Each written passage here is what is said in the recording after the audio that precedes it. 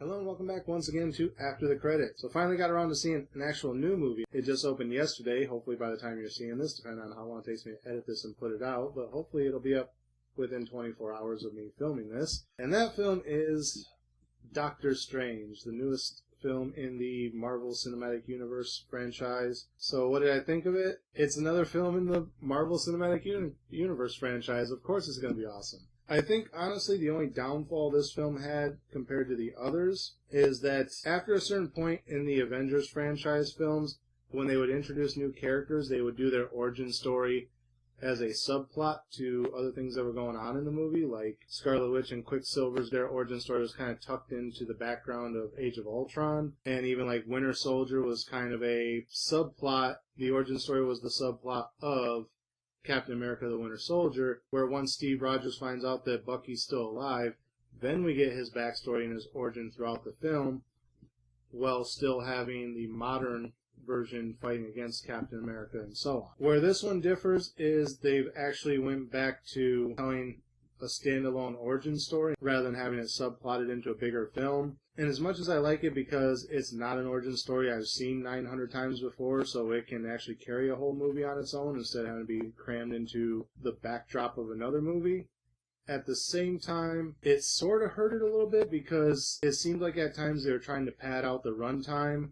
when they could have gotten on to the next part a little bit quicker. But even then, like right at the time I was sitting in the theater thinking, okay, are they going to move this along anytime soon? Pretty much the second I said that, the second I started to feel that, it jumped to the next part of the film. And it ended up going fairly fast through it. Like I said, the pacing just needed to be tightened up a little bit, but not by much. It was pretty spot on. And again, like I said, it's not an origin story that most people know. It's not something that's been done 15 times already, like Spider-Man or any of those other movies that have been done over and over and over again that we already know the origin of. Superman, Batman. Like I said, it is good that it can carry a film on its own. Probably going to be the same type of thing when Black Panther and Captain Marvel come out. You know, there's going to be a heavy origin story to those. And the only thing I can say is be prepared for that, because a lot of times when somebody tries something on this grand of a scale with movies, they get to the point where they can kind of tell a character's origin story as a B-plot in the larger sequel film, that when they break away and try and do a standalone film for a new character they're introducing that'll come in later, it can tend to backfire because people tend to get bored with it, like, oh, why are we watching this origin story? Just get on with the action. Be prepared for that going into these newer films, is they're going to be origin stories again. The good thing is they're not origin stories that most people know. Unless you're a comic book fan or you've seen some of the animated films, you probably aren't going to know a lot of these origin stories, especially if you're just the standard Johnny-come-lately to the comic scene who's only into comics now because it's cool and the movies are popular, and that's all you know of the comic book universe is what you've seen in the films. You'll probably be able to enjoy the film because it's an origin story for somebody you probably don't know anything about, where the hardcore comic fans are probably going to be ready to kind of skip over these origin stories and get back to more like the action-based line like Civil War, where, like I said, Spider-Man's origin story at this point in time was just shoehorned into the back end of Civil War and took up like 5 minutes of screen time total. So I can see where these next few films are going to get a mixed reaction on whether people like them or not.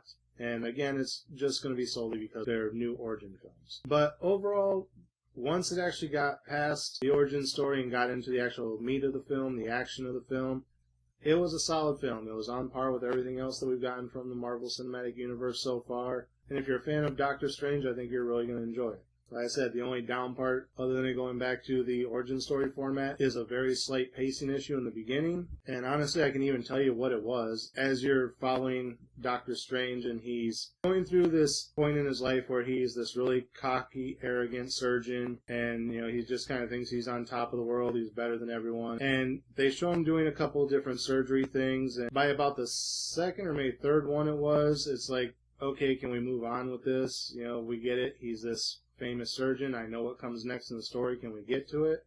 And again, that's just because I know what comes next in the story. If you didn't know what came next, you might not have felt the pacing was off. But like I said, no more did I say that. They cut to what comes next. I mean, it's probably another 2 minutes of a build-up to it, but then the next event happens, and it sets everything in motion for him to become the Doctor Strange we all know and love. So like I said, they basically probably could have cut out like one of the 3 surgery scenes, and it would have tightened up the pace a lot better and probably only shaved maybe 10 minutes off the total runtime of the movie. Maybe not even that, maybe 5. But it would have helped it move along a lot quicker, and I think it would have made it that much more enjoyable for me anyway. But like I said, those of you who don't really know the origin story and are just coming into Doctor Strange for the first time, you may not even notice it. You may be like, oh, okay, that makes sense. But yeah, the rest of the movie, I'm not going to tell you what happens. It plays out as the origin story of Doctor Strange. Those of you who know it, you know it. Those of you who don't, watch the movie and see. Not really a whole lot more I can say about it than that without spoiling the whole movie. So what would I give as far as a star rating? Honestly, if it hadn't been for those couple things I mentioned, which I'm not going to repeat again because I think I repeated them 5 times in the last 10 minutes, if it wasn't for those couple things, it would have been a solid 4 for me. But because of those, I'm going to knock it down just a little bit, but not much. Like I've said 100 times before, if I did quarter stars,